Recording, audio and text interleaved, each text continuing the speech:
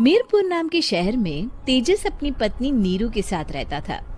पति पत्नी दोनों ही नौकरी करते थे। एक दिन तेजस गांव अपनी माँ के पास फोन करता है। हेलो, प्रणाम माँ।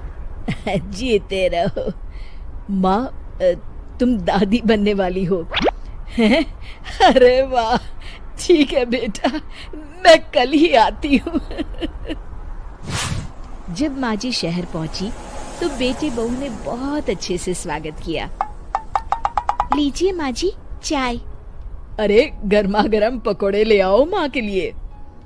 नीरू रसोई में गई और 2 मिनट में ही पकोड़े ले आई। जी ये लीजिए। बहू जादू से बनाए हैं क्या? अभी तो रसोई में गई थी। यम्मी। माँ जी, शीला रसोई में पकोड़े तल रही है, मैं बस लेकर आई। हे भगवान, मेरा धर्म भ्रष्ट कर दिया तूने। अब तो गंगा जल से शुद्धिकरण करना होगा। दूसरे दिन, माँ जी मैंने नाश्ता बना दिया है, ऑफिस जा रही हूँ।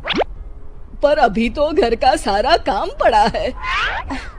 शीला आती ही होगी, झाड़ू पोछा बर्तन कपड़े वो सब कर लेगी। हमारे जमाने में घर का सारा काम हम ही करते थे। जी माँ जी, आप बहुत होशियार हैं, मैं घर ऑफिस दोनों नहीं संभाल पाती।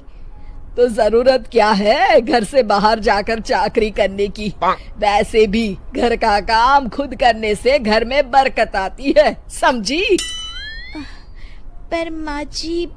पर वर कुछ नहीं, इस महीने की पगार मिले फिर ऑफिस बंद है। हाँ।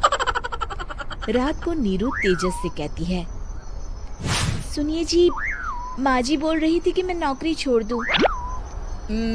वैसे ठीक ही तो है, अभी तुम्हें आराम की जरूरत है। फिर भी आराम कहाँ, शीला को छुड़ाने के लिए बोल रही थी। तो अब 24 घंटे में इतना काम तो कर ही सकती हो। पर जॉब पसंद है मुझे, घर पर मन नहीं लगेगा। अगले दिन जब दोनों ऑफिस के लिए निकल रहे थे, मेरी तो कोई कीमत ही नहीं है इस घर में। माँ जी, आजकल महंगाई बहुत है, रहन सहन भी बदल गया है, दोनों नौकरी करते हैं तभी ठीक रहता है। अच्छा, तू कहना क्या चाहती है? मेरा बेटा तुझे बिठा के खिला नहीं सकता? तू ही इस घर का खर्च चला रही है, हैं? नहीं माँ जी, मेरा वो मतलब नहीं था। मतलब खूब समझती हूँ, ये बाल धूप में सफेद नहीं किए मैंने। हाँ। अब तो ये रोज का काम हो गया था। तेजस भी रोज की झिकझिक से परेशान हो गया था। एक दिन उसने कहा, नीरू, वैसे भी तुम्हें मैटरनिटी लीव मिलने वाली है, तो अभी से ही छुट्टी ले लो। पर क्या, मेरी सैलरी अच्छी खासी है। आखिर नीरू ने रिजाइन कर दिया। जब बच्चा हुआ तो घर में सब बहुत खुश हुए। कुछ दिनों बाद तेजस फाइल देख रहा था। क्या हुआ तेजस, कुछ परेशान लग रहे हो? हाँ, वो हमारी जितनी सेविंग्स थी वो तो हॉस्पिटल में और छठी के फंक्शन में खत्म हो गई है नीरू। और अभी वैसे मंदी चल रही है तो मैं बोल रही थी कल मुन्ना को हेपेटाइटिस का टीका लगवाना है। नीरू, क्या पोस्टपोन नहीं कर सकते? नहीं जी, बिल्कुल नहीं। अब तेजस को समझ में आ रहा था कि उससे गलती हुई है। पैसों की कमी का असर घर के माहौल पर भी पड़ रहा था। अगले दिन, बेटा मेरा चश्मा और ये दवाइयाँ ले आना, पर्चा देते हुए माँ जी ने कहा। जी। तेजस, मुन्ना के लिए दूध का डिब्बा और डायपर भी ले आना, और ये किराने के सामान की लिस्ट है, इसे भी लाना है। तेजस गुस्से में लिस्ट मरोड़कर फेंकता है और चिल्लाता है, पैसे क्या पेड़ पर उगते हैं? ये ले आना, वो ले आना। अरे पर ये जरूरत का सामान ही है।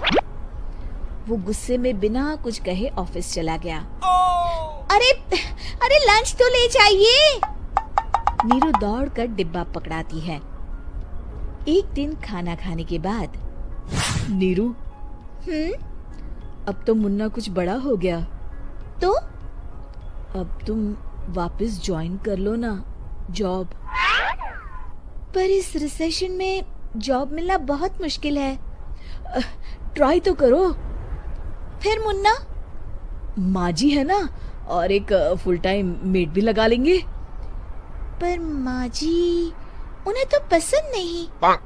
तभी माँ जी वहाँ आ जाती है और प्यार से नीरू के सर पर हाथ फेरते हुए बोलती है, अब मेरी समझ में आ गया बहू, पहले के और अब के समय में अंतर है। तुम काम शुरू करो, मुन्ना की जिम्मेदारी मेरी। मेरी प्यारी माँ जी। ये कहकर नीरू उनके गले लग गई। शिक्षा, परिवर्तन संसार का नियम है, हमें भी समय के साथ चलना चाहिए। उम्मीद है कि आपको हमारी ये कहानी पसंद आई होगी। कृपया हमारे चैनल को सब्सक्राइब करें और सभी अपडेट्स के लिए बेल आइकन जरूर क्लिक करें। और हाँ, वीडियो लाइक और शेयर करना मत भूलिएगा। Bye bye.